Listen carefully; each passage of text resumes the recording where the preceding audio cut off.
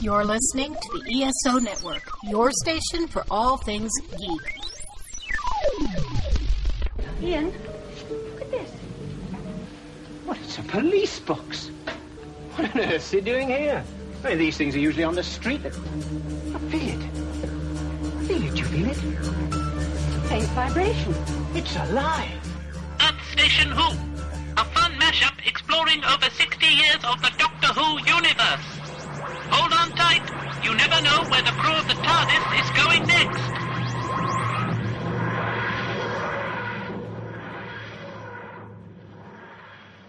Hello, everyone, and welcome to another episode of the Earth Station Who podcast. That's right, folks. My name is Mike Faber. I'm the host of the show, and we're doing a live show tonight, folks. This is going to be awesome. We've got a great crew to talk all about. Ready for this, folks? Woke Who, how Doctor Who has always been woke. It's going to be a lot of fun to talk all about it, and we have let me introduce some of the folks. Of course, I couldn't do the show with Mr. Howdy himself, Mr. Mike Gordon. Yawn. Howdy. I'm sorry, I'm just waking up for the show because, I guess you have to be awake for this. Yeah, I think you might want to be awake for this one. Because, Woke Who, it's, and it's interesting. You never really ever see the Doctor sleep on the show. So it's pretty interesting. No.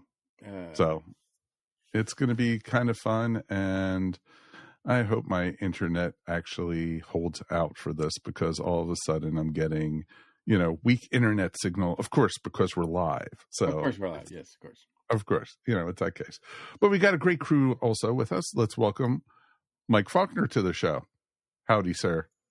Hey, how's this thing work again? I haven't been here for a while. I know. You have to blow the dust off the microphone there, sir. Yeah, I know. You're like going, how do I do this again? Wait, which switches, which buttons? Is this thing on? Exactly. Is this thing working? Hello? It's good to see you, Mikey. You too. We also have, of course, Dave Chapman. Couldn't do it. Hello. And, and of course, Melanie Dean is with us. Hello, everyone. Finally, she's back with us, folks. I know. Sorry. Hi. Hello. Hi. It's good. Hello. And this is going to be interesting because we're going to have the live chat going, and we've got already people popping up saying, hi, guys. How you doing? So let's say hi to Ramona. Let's say hi to JD. Let's say hi to Jolie. And so it's going to be very interesting to see. Oh, Earth Station Boo is also, showing. Earth Station Boo is going to be one of the new shows joining the ESO network. Hush, hush, shh. Big secrets right now coming that way. But it's going to be very, very scary. So, it'll be very cool. And hopefully they'll do an episode about Count Floyd or something like that, which would be even better. So, all right, folks. Doctor Who. We are 2 weeks away, well, less than 2 weeks actually, from New Who. And it's going to be very interesting because a lot of people are already bitching and moaning about Judy and RTD and the so-called agenda that they have, and, or some people have even called it the woke agenda. So, and I'm like listening to these people talk, and it's like going, wait a minute. Have you been watching Doctor Who as long as, the rest of us? Doctor Who has always been this way. Wow. Has always had an agenda of some kind and everything. I'm very curious to hear what you guys think. Doctor Who's history, Doctor Who, and, where it comes from, and why is it such an issue nowadays? Is it just society? Yes. Okay, thanks. That's the end of the show. Dave has said it. End of the show. Yes, it's just society. People have the memory of turnips sometimes and only can think about what's right here in their little blinders, and not realizing that, no, this is always kind of done it. Maybe either you weren't old enough to catch on, depending on when you entered the Whoniverse, and maybe you were in your youthful years. You weren't cognizant of these things, but we'll be here to remind you. gently that, look, it's always been like this. I think No. I think a lot of it is also kind of fear, right? Society is very rapidly changing. It has been in the last couple of decades, and a lot of the mainstays that you think of with science fiction, Doctor Who, Star Trek, Star Wars, they've gone away from a rather homogenous kind of look to a more diverse kind of look, and there's been a lot more emphasis placed on diverse characters and diverse situations, and it seems like for a lot of the people who are most vocal about it, that they fear they're losing something when they don't quite realize that they're not losing anything. They're gaining a bigger stage, a bigger community to play with, right? You're bringing in a lot more viewpoints and stuff that it's bringing the world to you. It's opening your horizons. But it's that fear, I think, that's really pushing people to say, like, oh, you're taking away my thing that's been my thing forever. Right. No, that totally makes sense.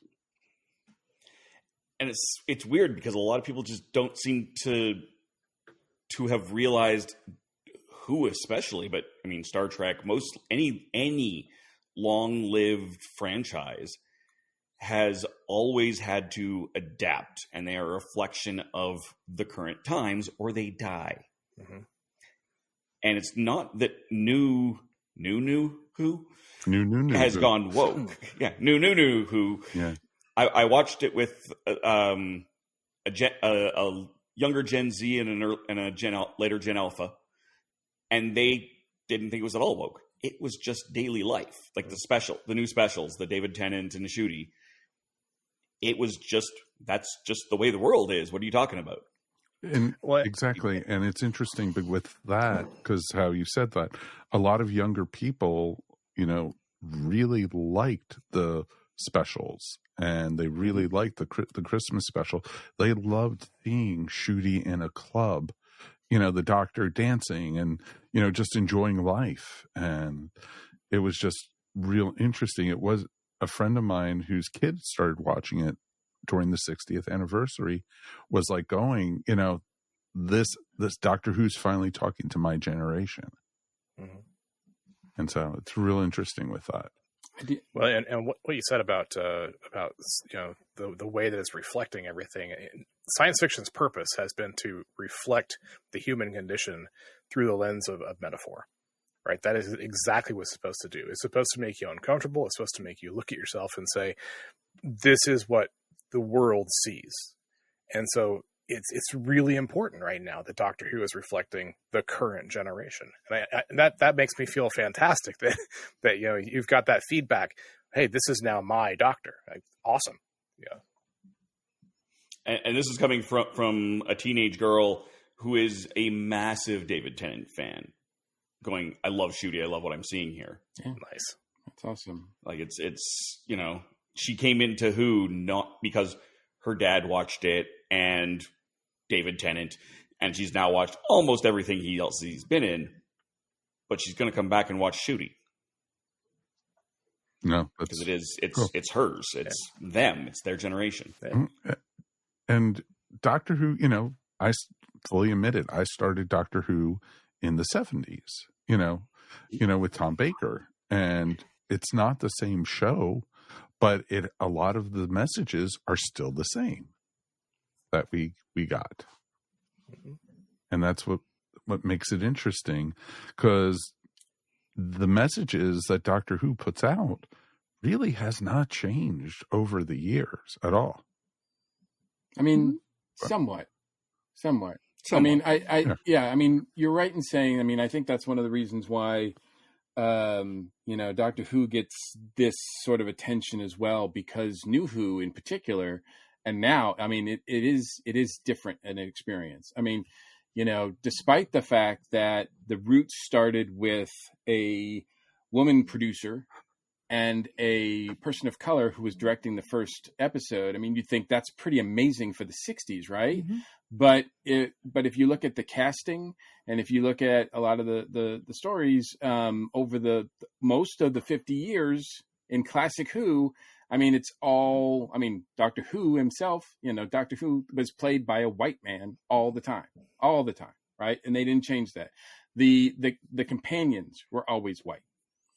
Like, I mean, and there was no diversity in the main cast whatsoever. I mean, sure, they had, guest stars of color starting from the Hartnell era, but it wasn't until, New Who where we got persons of color as introduced as companions, persons of color working behind the scenes to write and direct episodes, women directing episodes, and like it wasn't until New Who that was fully embraced. And I think that's one of the things that that we don't really thank Russell T enough for.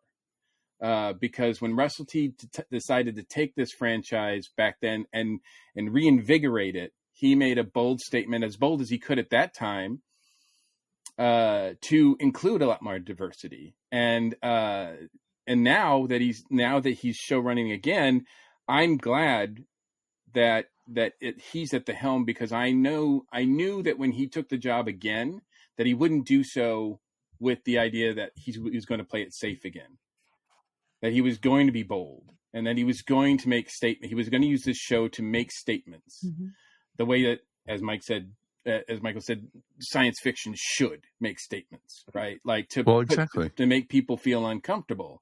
And I like the fact that, Ncuti is embracing that too. Recently he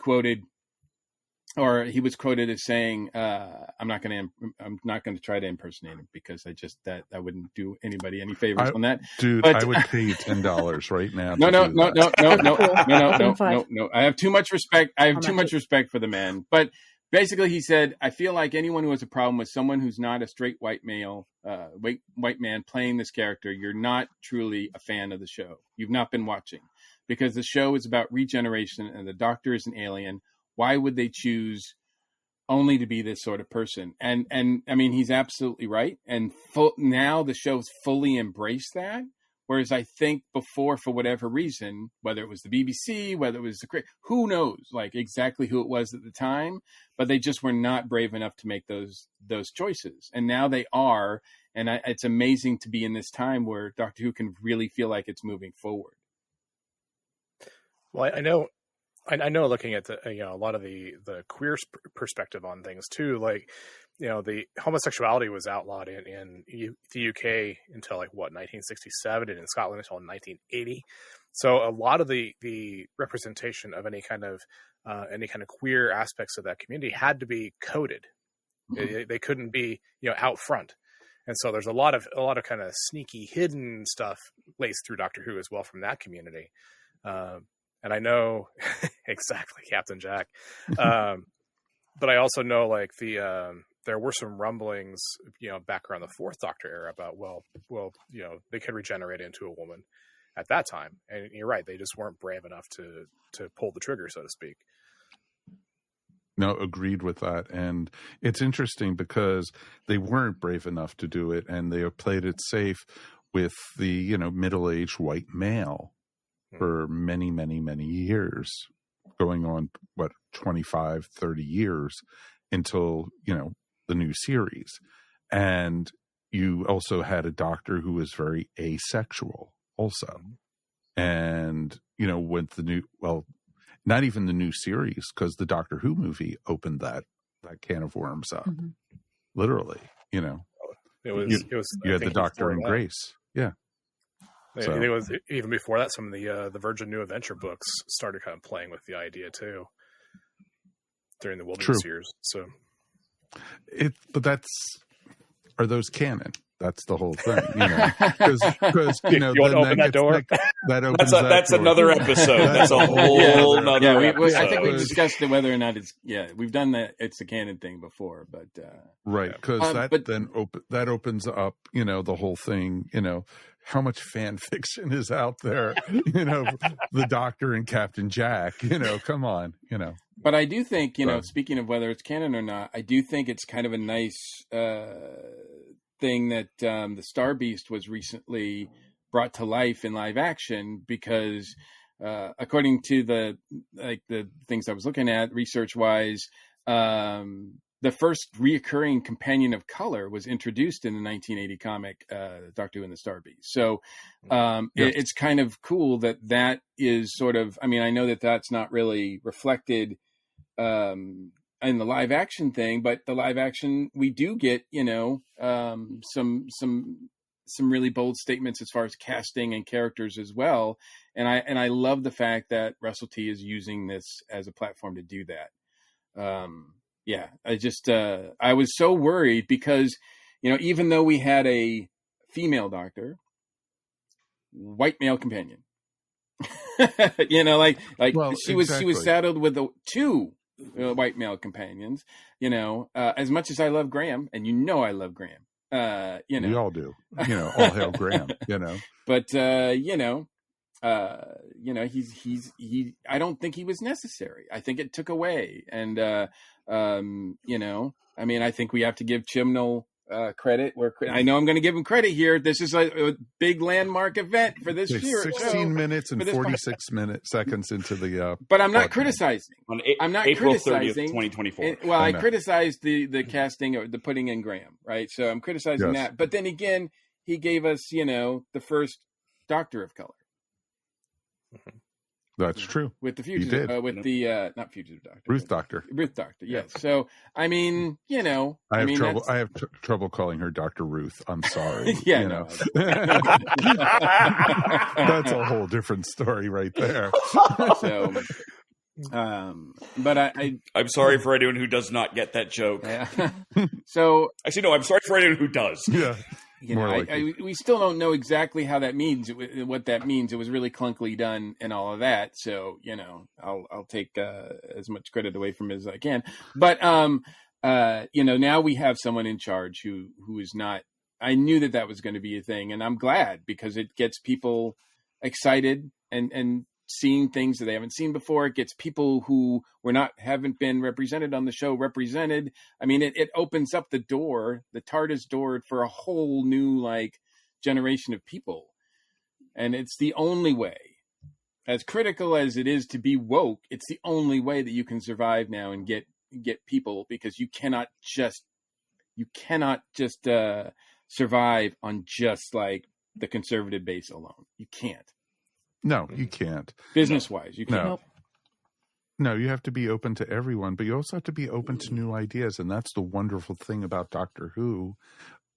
Over 60 years now, it always was changing. It always evolved, and the characters evolved. The thinking of the show evolved, and it could have easily gone off the air, after 5 seasons. They were thinking about it.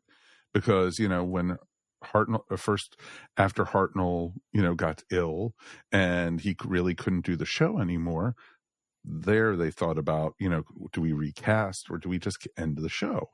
And they took a chance and they evolved the show even further by bringing Patrick in.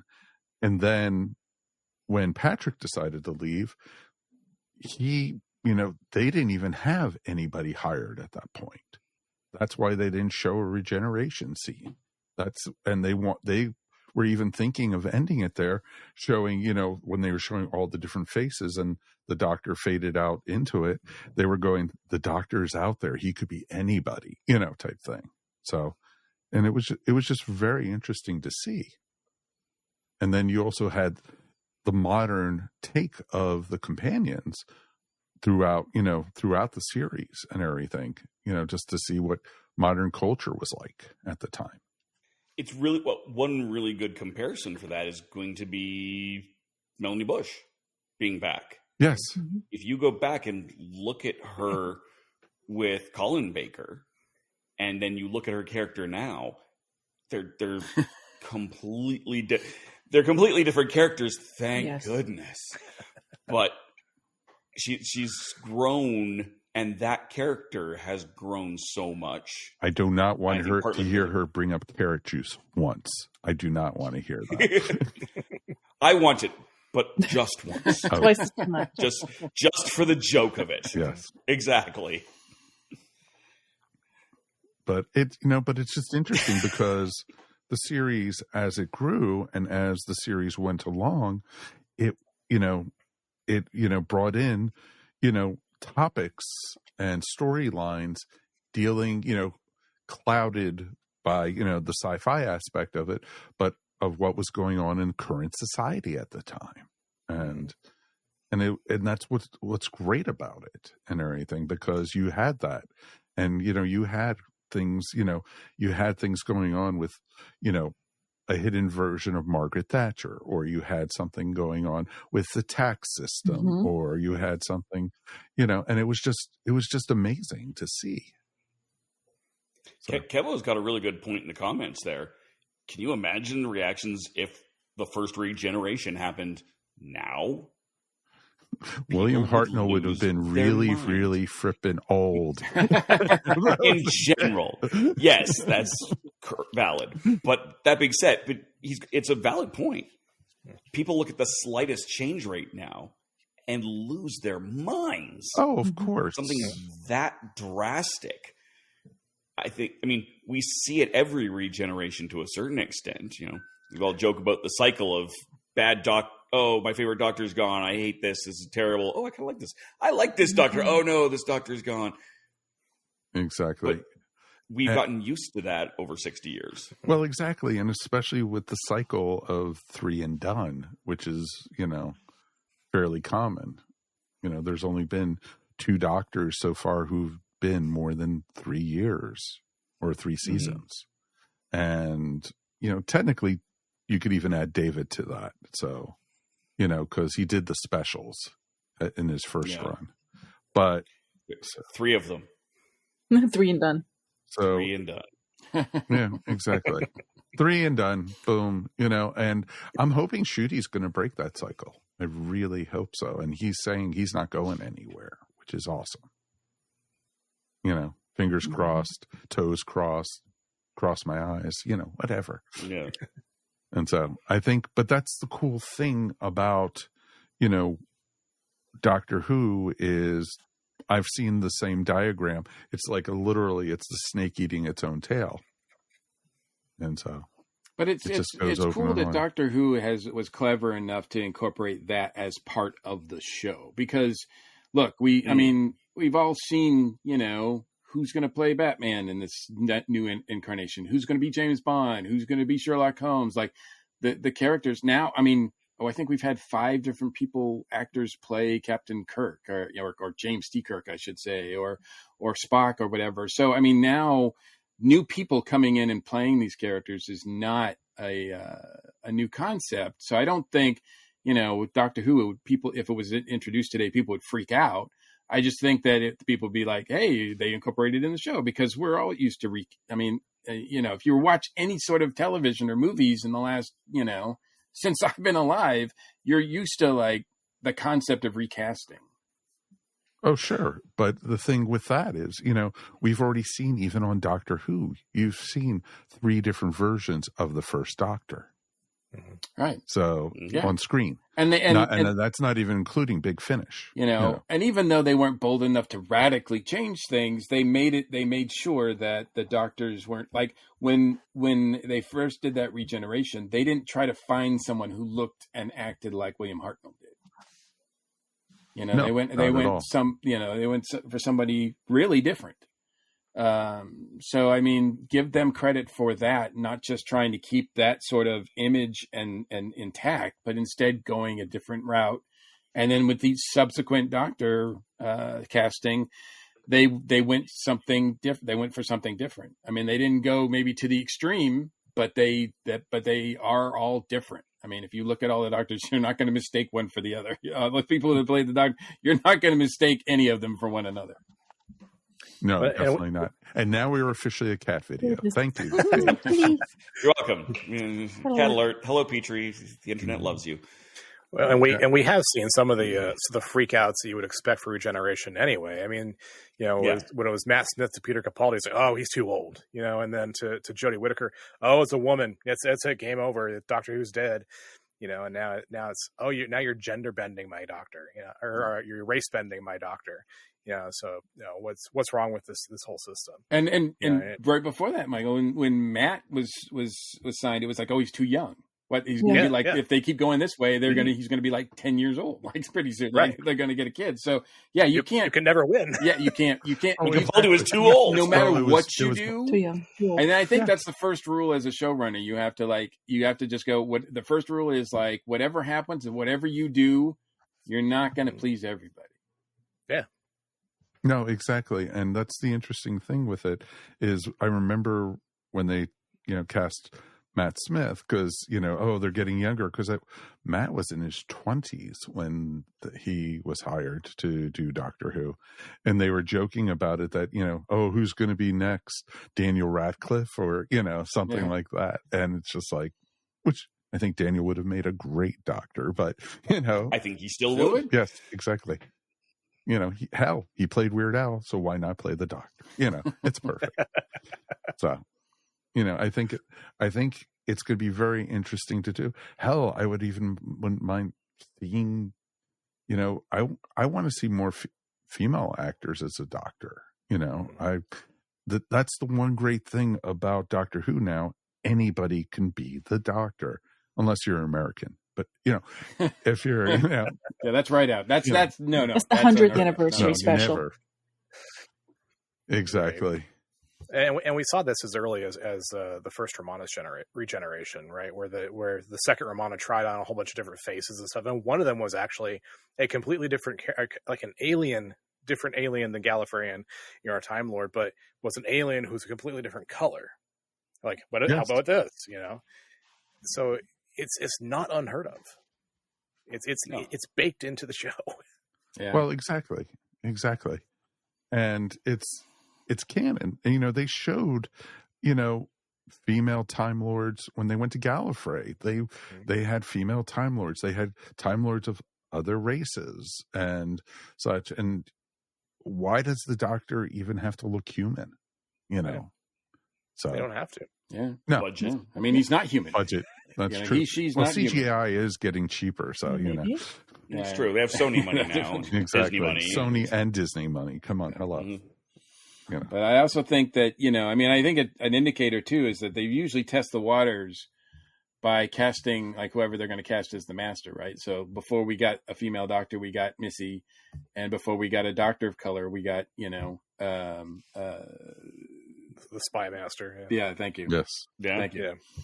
I was blanking on his name. So, it almost is almost like, depending on who's going to play the Master next, maybe that's going to foretell who will be the Doctor next. Well, the Doctor always follows. We could have easily gotten a Doctor of color instead of Matt Smith because Patterson Joseph was one of the finalists.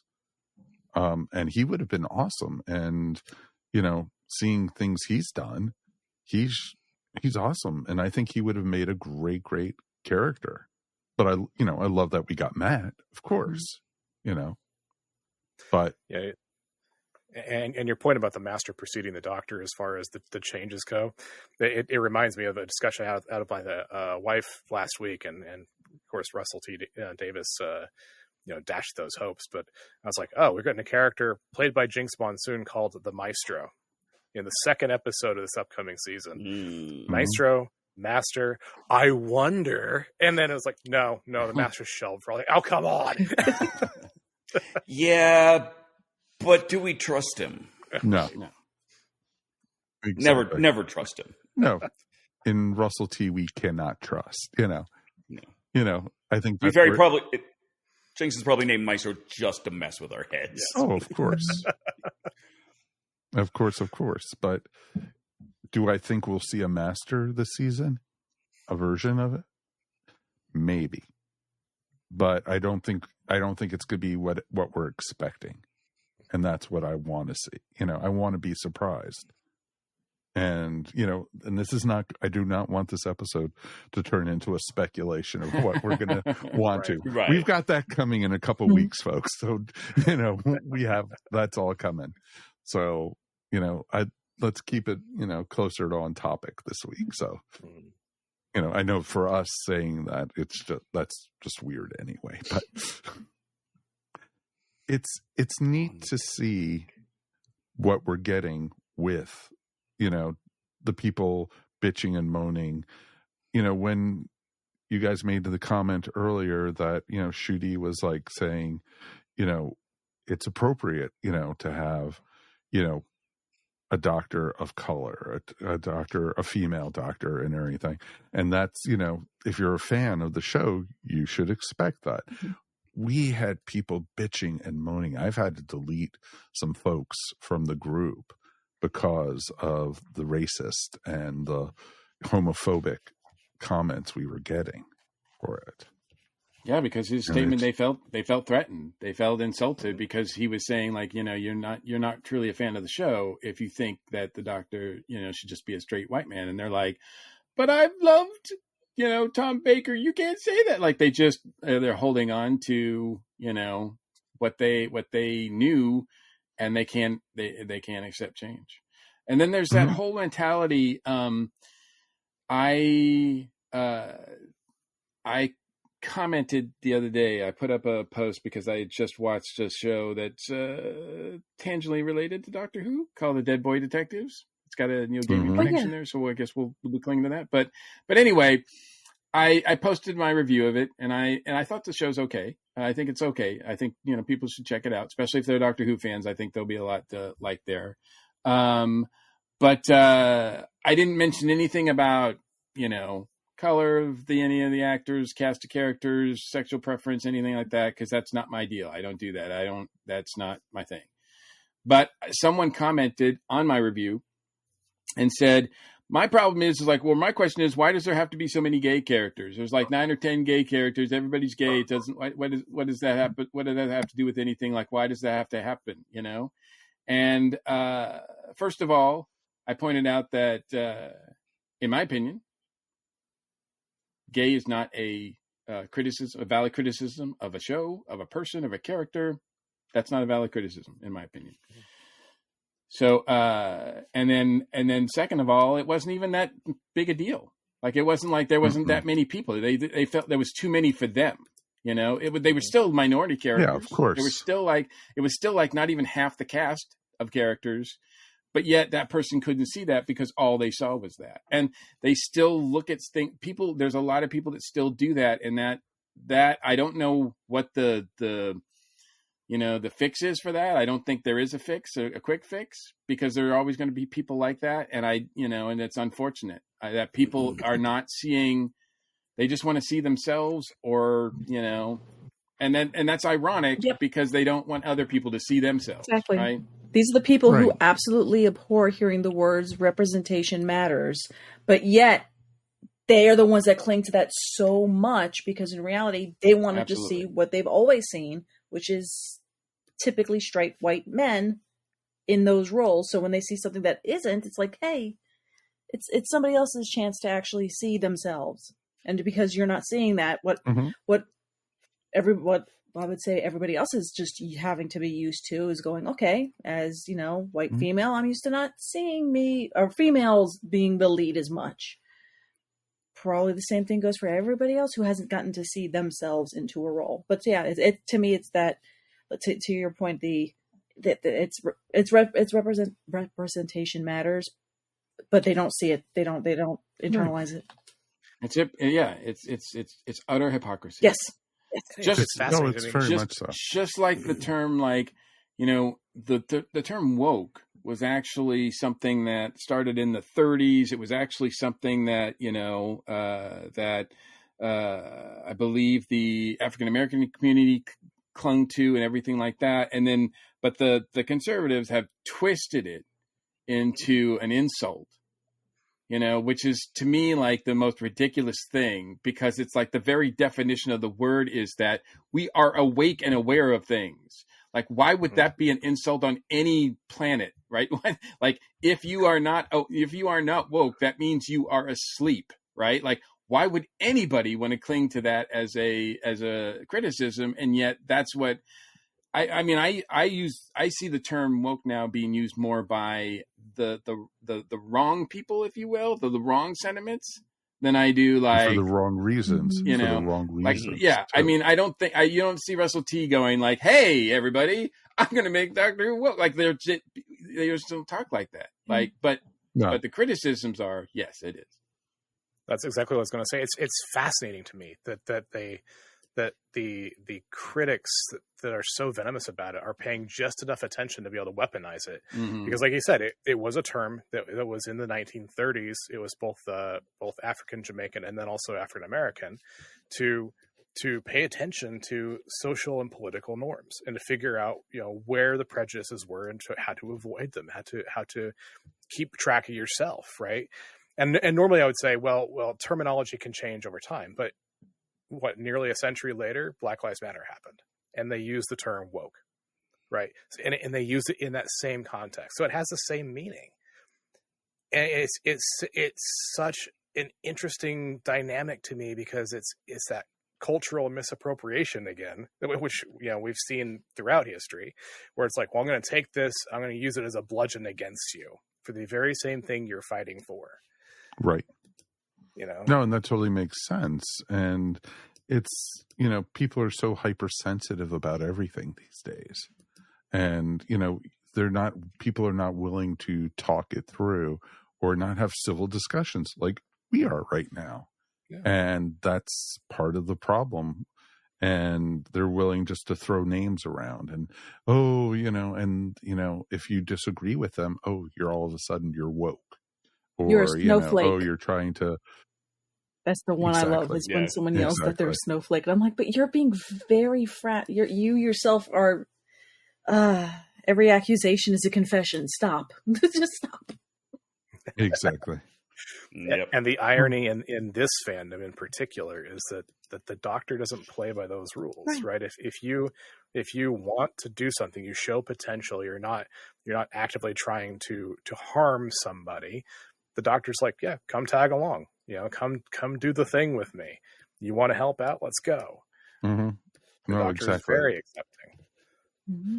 Well, exactly. The Doctor's accepting. He'll talk to people that, Doctor, why are you talking to that homeless person? Or why are you talking to, that alien? And it's like, because the alien needs help, or this person, is less fortunate than us. And folks, this is what we're trying to find the good in everybody. That's what the Doctor's all about. Mm-hmm. And that's the horrible thing about it is, it's ridiculous that we don't have that. And we don't have that, that people are like, out there. It's just ridiculous.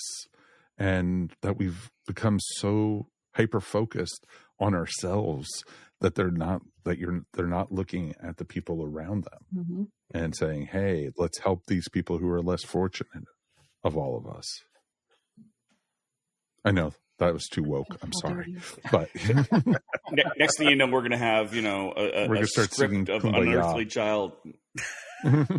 We need a script of an unearthly child with the American Constitution and Bill of Rights and stuff in it. Why? Start for $60. Unearthly Child wasn't American. It's British. So that exactly. Actually, Shannon Clute actually just said it perfectly. The whole message of Who is to love and learn. Hate only brings destruction. Mm-hmm. And that's and that's one of the things I love about the Doctor. He doesn't want to go out when he gives the bad guys chances. Hey, I'll give you a chance to, just walk away, or I can take your race to another planet where you guys can control everything and just be on your own. And then when they laugh in the Doctor's face, then that's when, you shouldn't have done that type thing. So because the Doctor always is trying to de-escalate before giving an ultimatum. And even then, trying to de-escalate the situation, and they don't carry a weapon. Their weapon is a tool. So it's not like they ever carry a firearm. A screwdriver. Come on. Hello. So they're always working towards fixing a problem rather than, compounding it. It's only when it really, we're thinking Daleks or Cybermen or any other big bad that's they've given a ultimatum of, okay, well, we're just going to be destruction or annihilation of a race or species or what have you. Then, okay, we'll see the Doctor, play the space god and say, nope, we're shutting that down. Mm-hmm. But usually it's a non-lethal means, typically. Yeah, more often than not, a lot of the villains in the show will be their own demise, right? It's like, please don't. I'm giving you a chance. Please don't. They go through it. They're like, okay, and they blew themselves up. Well, that's a problem solved. Mm-hmm. You know. Well, exactly. But we did run into that during the Matt Smith era.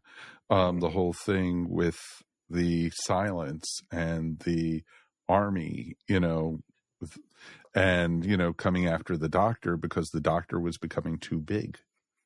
He was becoming a force to reckon with and everything.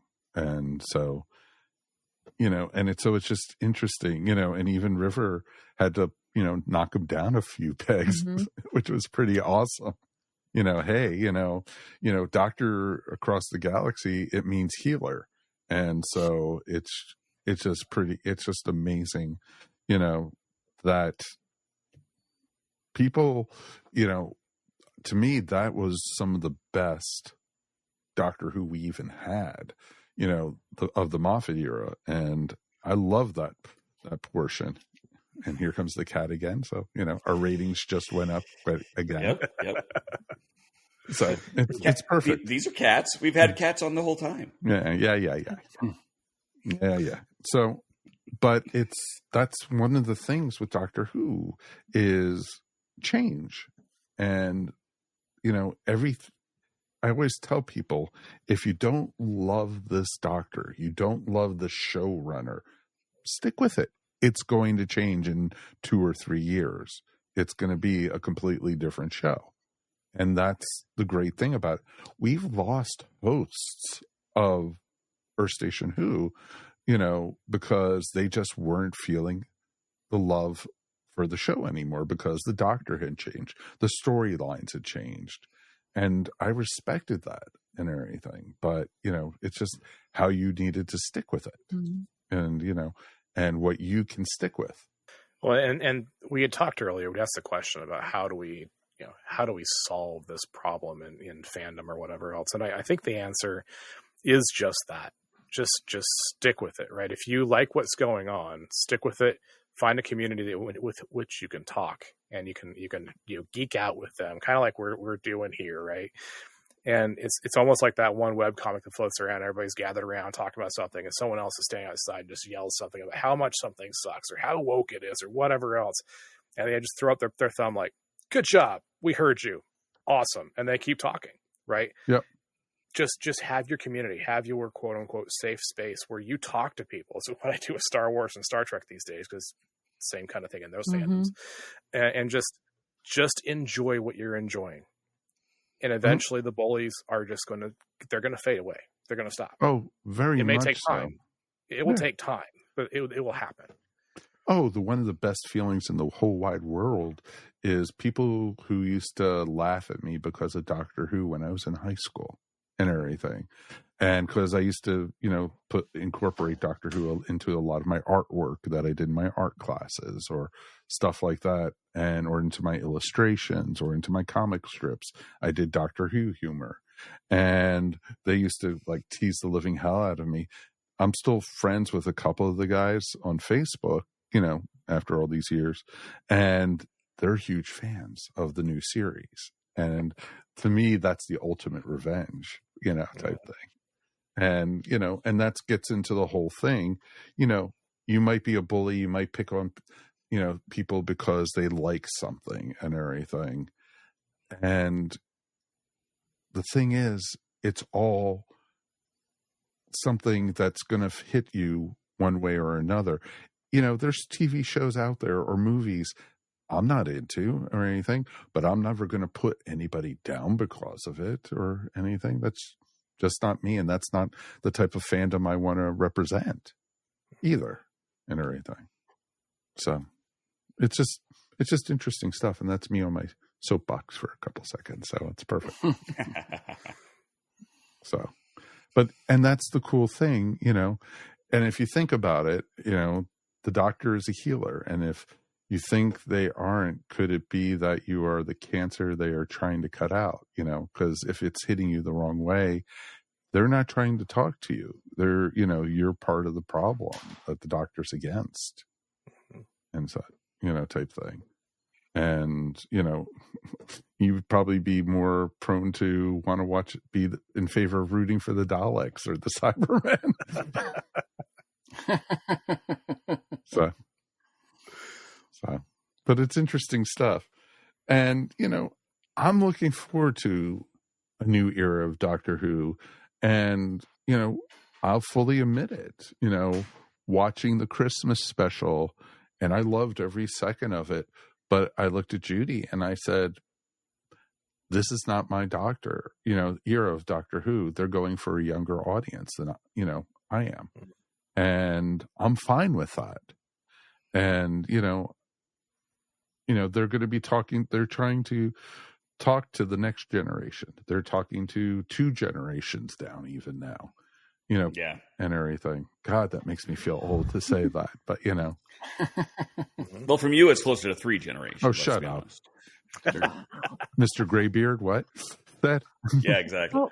Yeah, I wasn't saying it wasn't also 3 on me. Speaking on generations, one thing I think a lot of the people who get very angry on this is a woke topic or a hot button topic going on in the current show, of even if you go back, you're not gonna, if you yourself watch Classic Who now, and you've never watched Classic Who, there's going to be a lot of things you're not going to catch that were hot button because they were hot button at the time. So it's now a passé topic now. You're not going to catch when one of the soldiers looks at Susan and says, so, is trying to flirt with her and kind of talking down to her, saying, so what are you doing here? Why did you want to become a scientist? And or doing, helping him out. And she's just kind of like, I'm a scientist because I wanted to be a scientist. That was huge back then. Women didn't get to do that. Heck, last month women got to was last month women now have we just celebrated that 50 years, at least in America, that we could have our own credit card because we couldn't have finances without our husbands. And how old is Doctor Who? You couldn't do that. Sorry. Exactly. So exactly. You're not going to catch those hot topic ones, but now it's a hot button. Mike Falkner, you're going to cover your ears on this one, but no. I was listening to Neil deGrasse Tyson a couple days ago on his podcast, and he was talking about Close Encounters of the Third Kind, and he was saying how unrealistic it is now, because if you remember when the aliens came down, there were no scientists there of color. There were no scientists that were not male. And it was just, it depended on the era. And that was the same thing with Doctor Who and everything. And, it just depends when you watch the shows or the movies because of that. And it just, and that's why movies like, what was it? Yeah, Attack the Block, and was so groundbreaking because it showed, this from, a different perspective than, just the male white, hetero, view.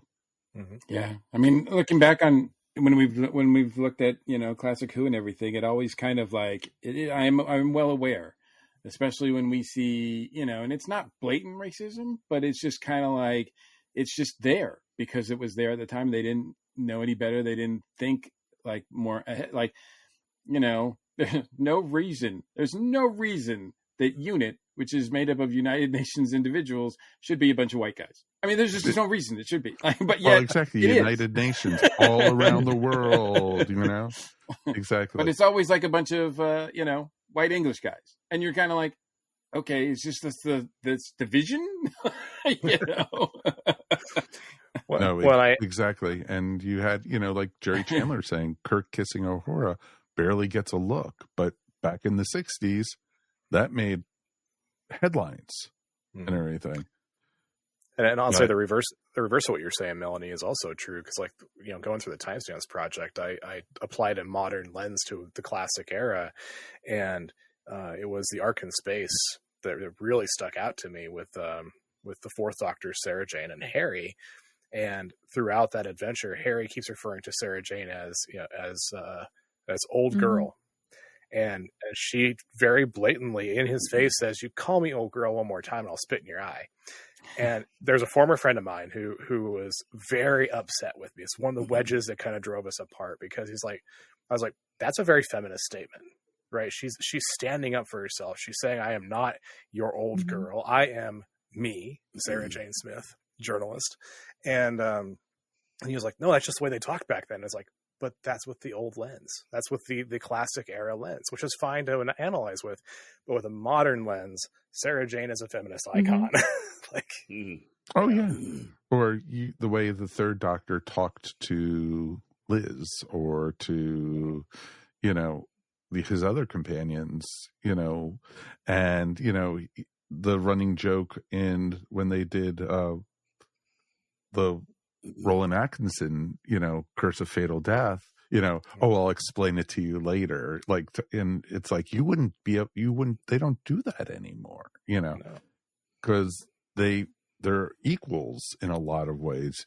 The Doctor, explains it to the companions, and that was what was great about, Dr. 13 having to explain things to the white guy. It was really awesome.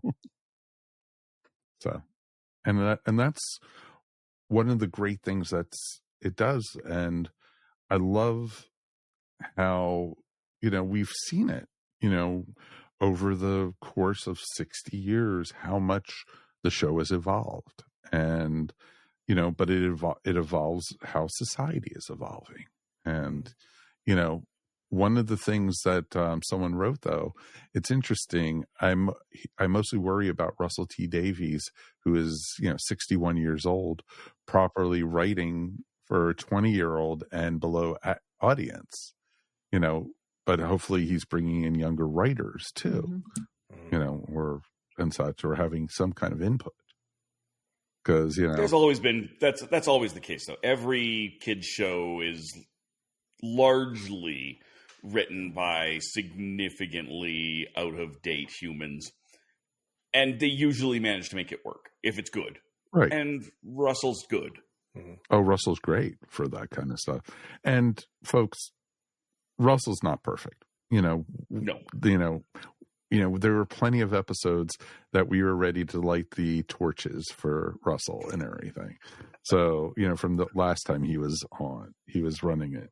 And so, I'm fully expecting not everything is going to be gold, but we're also being realistic here too. And I think he has a good ear for what's going on too. So. Yeah, well, I mean, the trick is to, especially, I think, with science fiction in general, I think successful science fiction is to not only read the room and reflect the times, but also play out something that has potential in the future, whether it's how dangerous something is or how good something can be.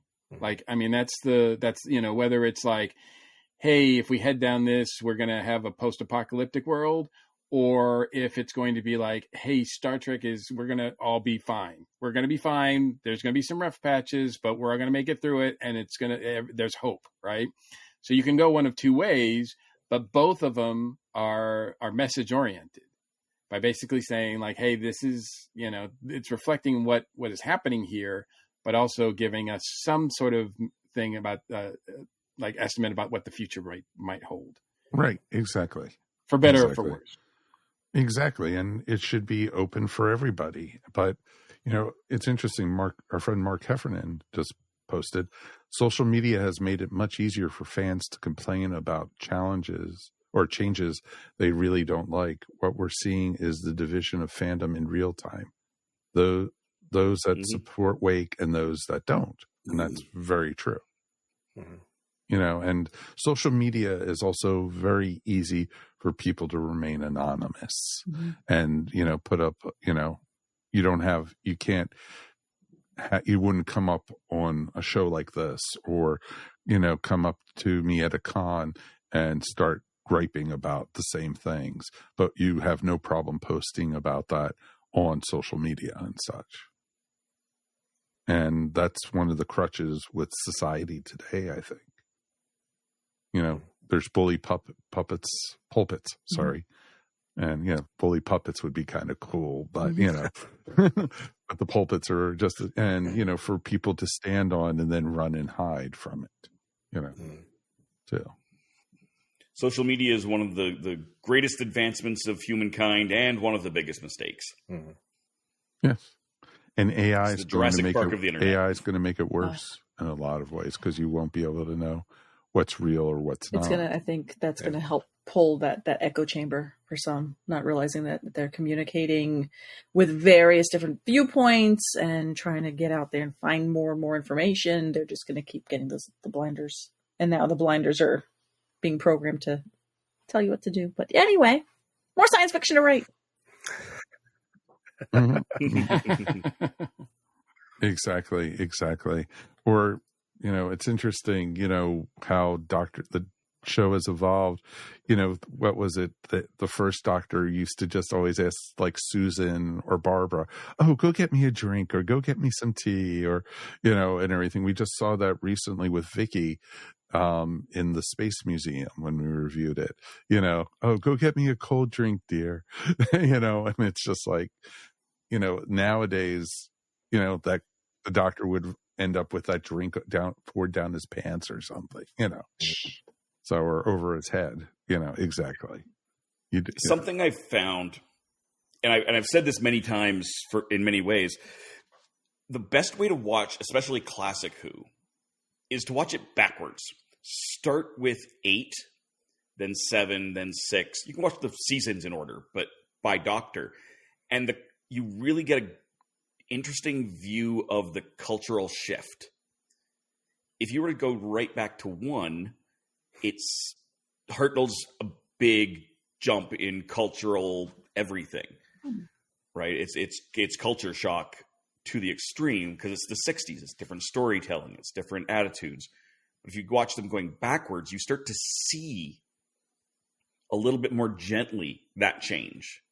Right. And it really helps to put today's changes in perspective. There's some episodes, the John Nathan Turner era that probably would be better if you watched it backwards and not in order. So. Michael Falkner, is that the plan? After you caught up, you're going to go back?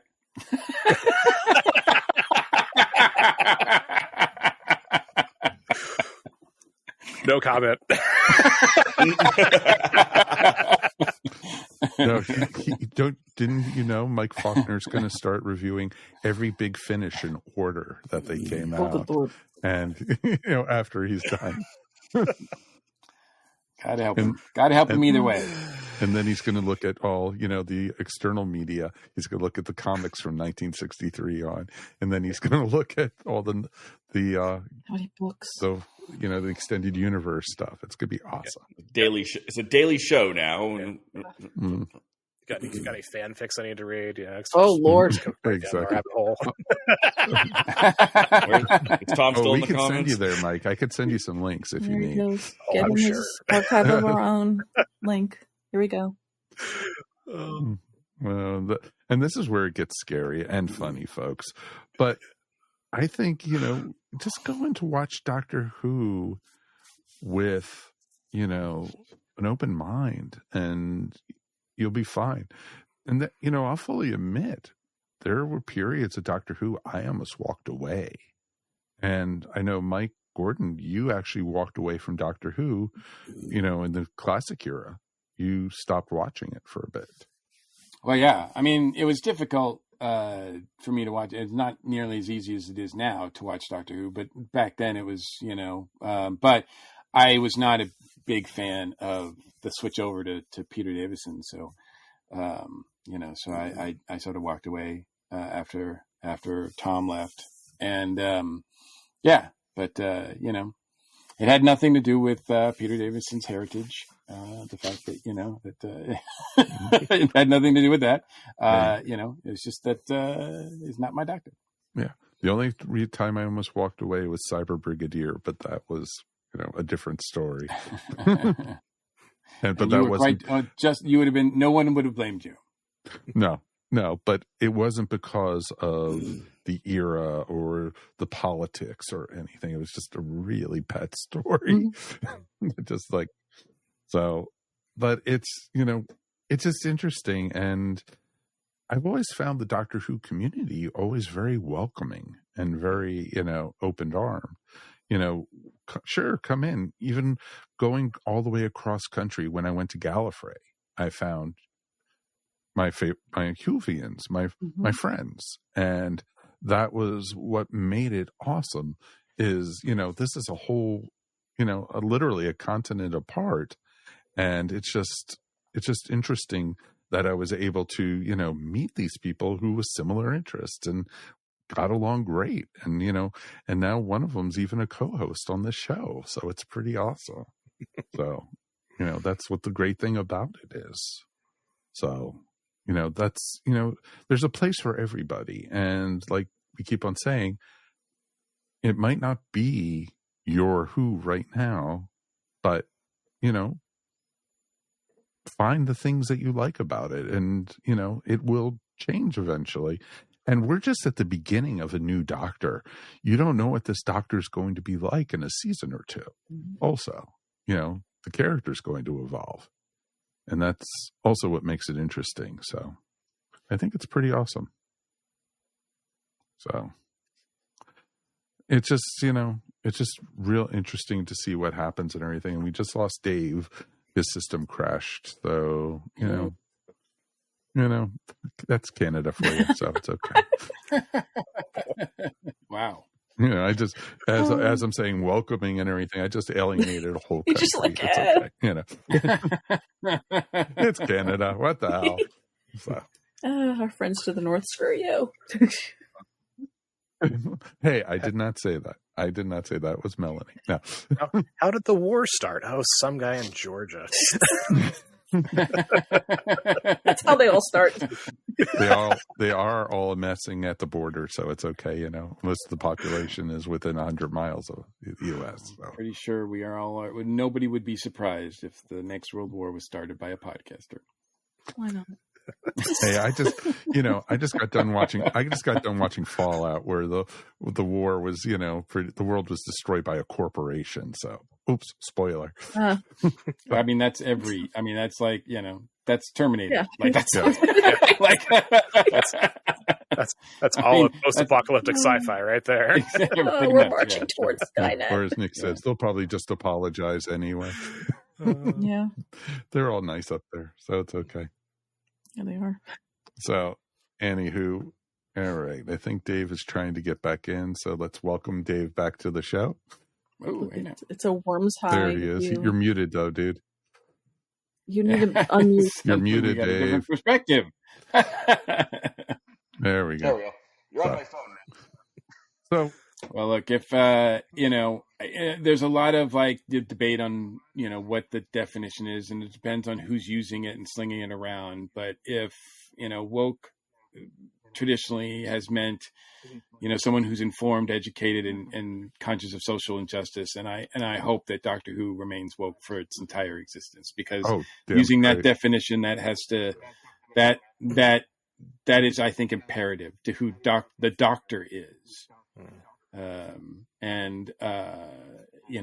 That I can't think of any other. I mean, sure, there's other science fiction that lives up to that too, but Doctor Who really should be inherently like that. The character of the Doctor should be inherently woke using that definition. Mm-hmm. Exactly, because the Doctor should always be open to everyone and welcoming to everyone and everything, and also a bit of intelligence to it.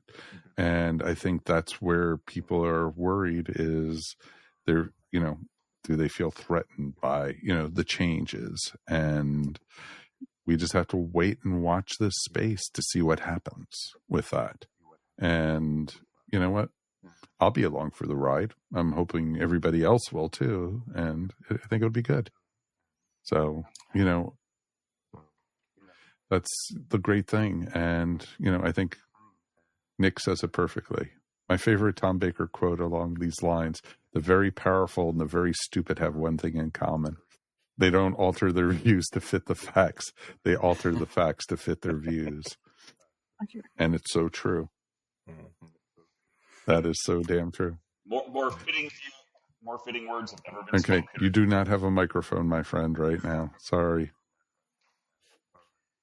You sound like you're about 10,000 miles away and talking on a tin can with a string. It's your phone.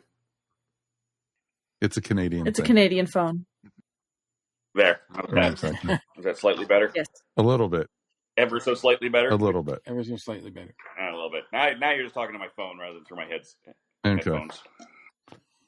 I also subscribe to Craig Ferguson's definition, which is that Doctor Who is all about the triumph of intellect and romance over brute force and cynicism. Bingo. Mm-hmm. Absolutely. Bingo. I'm glad you brought that up. Thank you.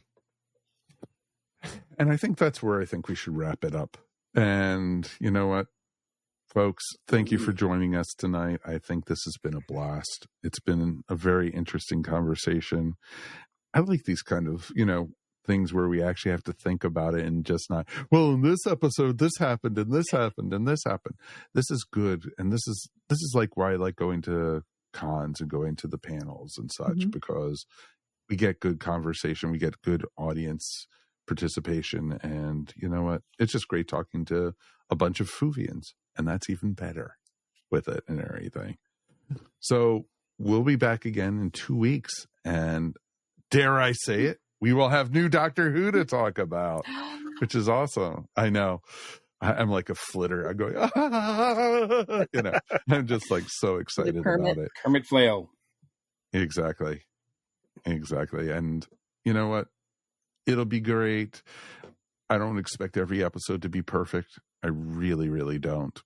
But I think this is going to be great to have new Doctor Who. We're going to have great folks on the shows with us.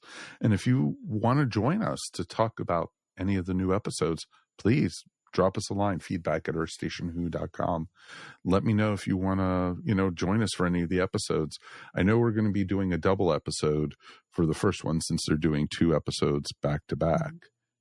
And, it's going to be, we'll be sitting there waiting and gleeing and gooing and guying, and it's going to be awesome because it's the Space Babies to start with. So it's perfect to do.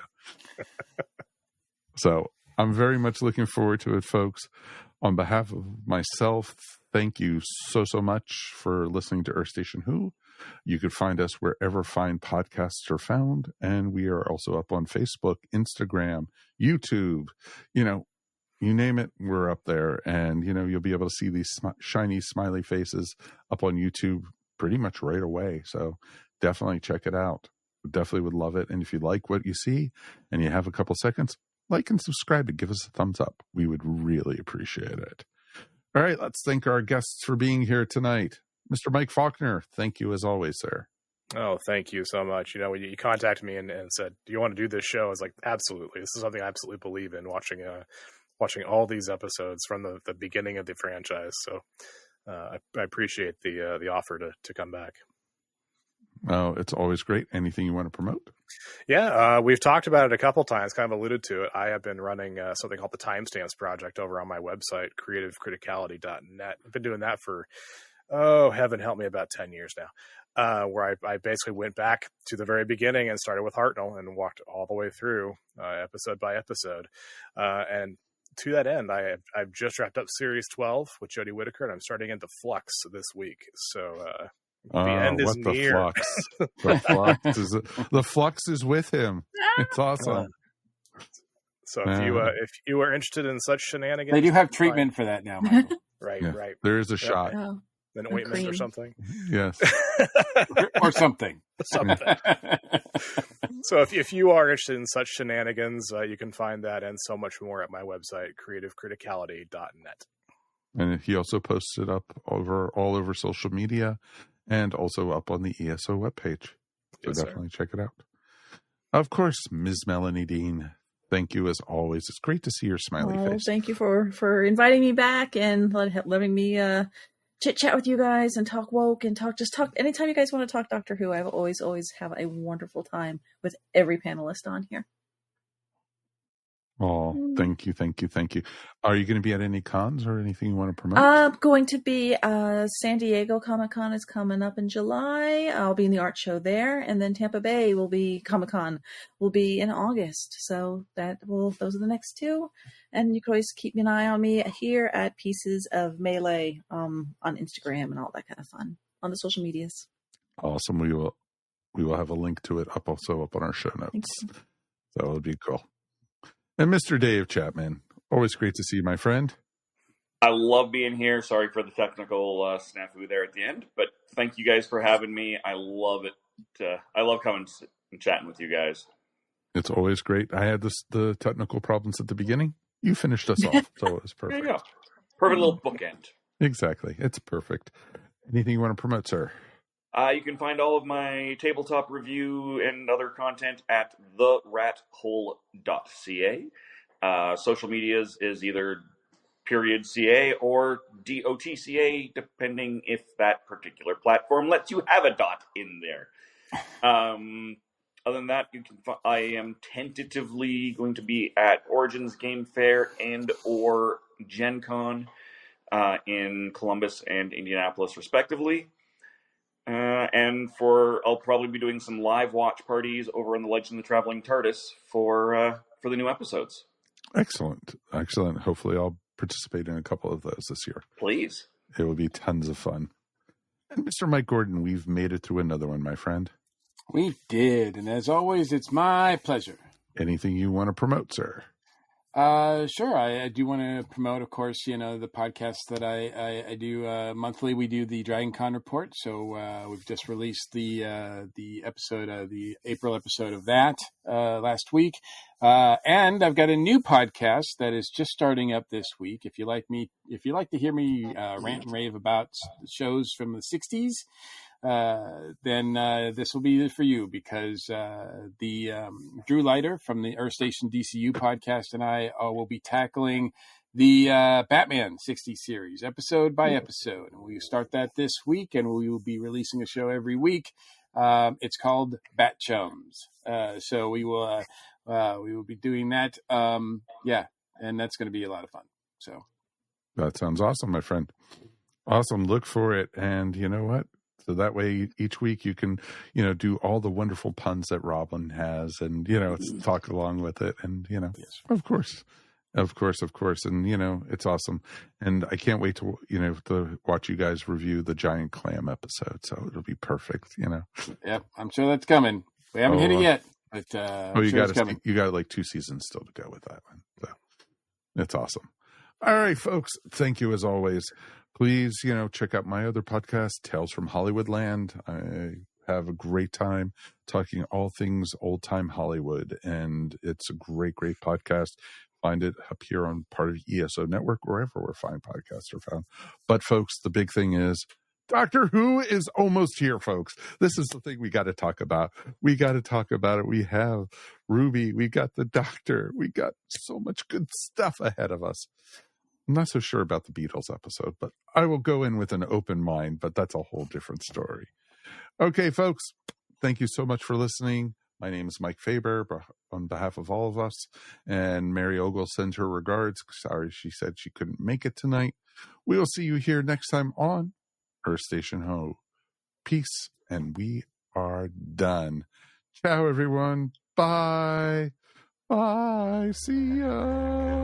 You have been listening to Earth Station Who, a pop culture podcast dedicated to all things Doctor Who, featuring talents from throughout space and time. All topics on the show are the sole opinions of the individuals and are to be used for entertainment value alone. You can subscribe to our show wherever fine podcasts are found, or check out our website, earthstationwho.com. Don't forget to check us out on Facebook or Instagram, and if you enjoyed the show, please write to us at feedback@earthstationwho.com. Thank you so much for listening, and we will see you on the next journey of Earth Station Who. Tune in to the Dragon Con Report podcast, your ultimate destination for all things Dragon Con. Join us each month as we dive into our home away from home and cover the world of con fandom, cosplay, gaming, and more. With guests each show, behind-the-scenes insights, tips and tricks, and the latest updates on this year's convention. Whether you're a seasoned attendee or a first-time explorer, the DragonCon Report is your passport to the ultimate geek experience. Join us and let your inner dragon roar. This has been a broadcast of the ESO Network. Be part of the crew and help support our shows by donating to our ESO Patreon or by shopping at the TeePublic store, which can all be found at www.esonetwork.com. The ESO Network, your station for all things geek.